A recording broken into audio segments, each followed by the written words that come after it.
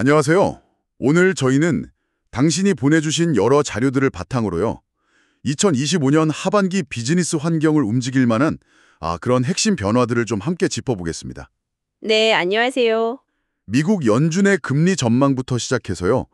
논란이 많은 H-1B 비자 정책, 또 빅테크의 거대한 AI 투자, 그리고 아이폰, 삼성 HBM 최신 소식까지. 정말 중요한 이슈들이죠. 네, 이 조각들이 서로 어떻게 연결되는지, 또 당신의 결정에는 어떤 영향을 미칠지 한번 깊이 파고들어보죠. 바로 시작할까요? 네, 좋습니다. 정말 흥미로운 시점인 것 같아요. 한쪽에서는 연준의 그 신중한 태도나 H-1B 비자 수수료 같은 정책적 불확실성이 커지고 있고요. 그렇죠.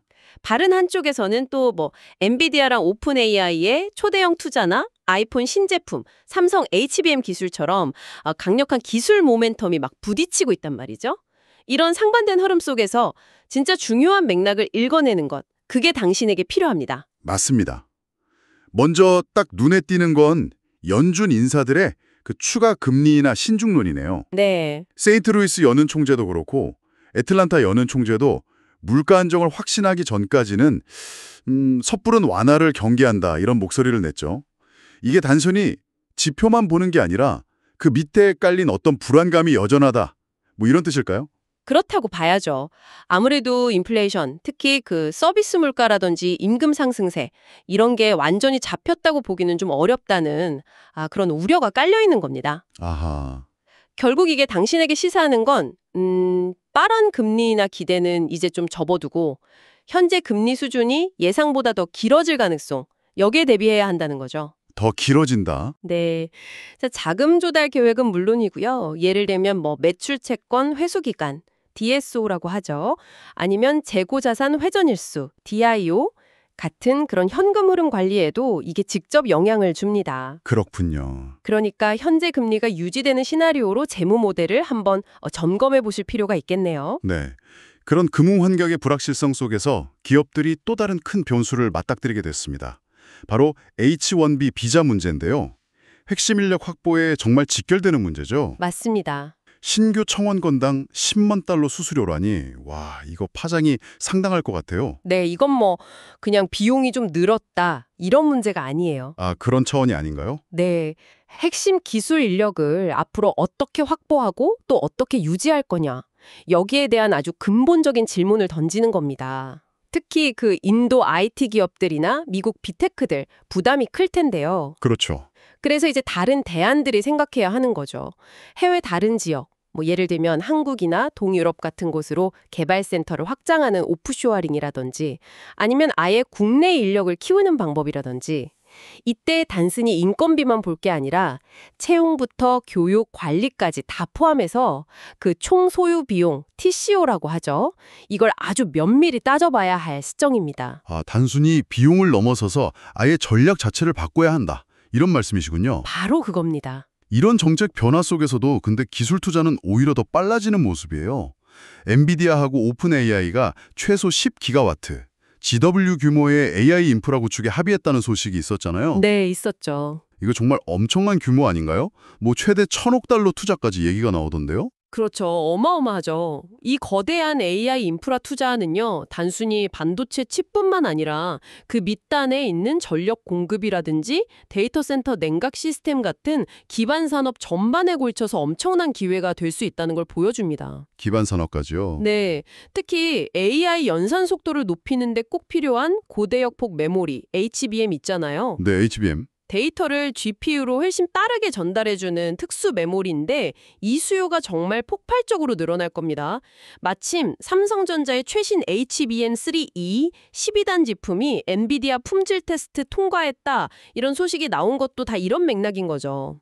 타이밍이 딱 맞았네요. 네, 국내 증시에도 그래서 꽤 긍정적인 영향을 줬고요. 근데 이런 거대 기업들의 투자가 시장 전체 파이를 키우는 면도 있겠지만 네. 혹시 중소 AI 기업들한테는 진입 장벽이 오히려 더 높아지는 그런 결과로 이어질 수도 있지 않을까요?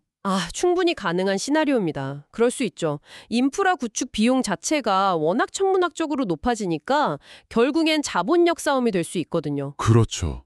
돈 싸움이죠. 반면에 또 다른 측면에서는 특정 기술이나 서비스에 아주 특화된 기업들 있잖아요. 그런 기업들한테는 오히려 대기업과의 협력 기회가 열릴 수도 있어요. 그러니까 생태계 전체가 커지는 과정에서 나타나는 어떤 양면성, 뭐 그렇게 봐야겠죠. 그렇군요. 양면성이 있다.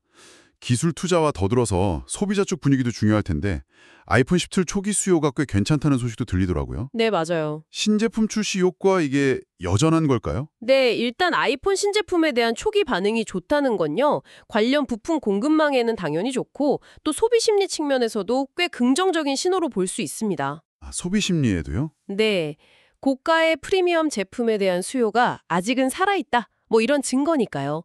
카메라 모듈이라든지 디스플레이, 관련 액세서리 업체들까지 줄줄이 좀 활개를 띨 수 있겠죠. 자, 그럼 정리를 좀 해보면요. 2025년 하반기는 연준의 그 신중한 통화 정책 기조하고 또 H1B 같은 인력 정책 변화라는 어떤 제약 요인이 있어요. 네, 제약이 있죠. 그런데 그 속에서도 AI 인프라 투자라든지 강력한 신제품 사이클 같은 성장 엔진이 동시에 막 돌아가는 꽤 복잡한 국면이 펼쳐질 것 같습니다. 맞습니다.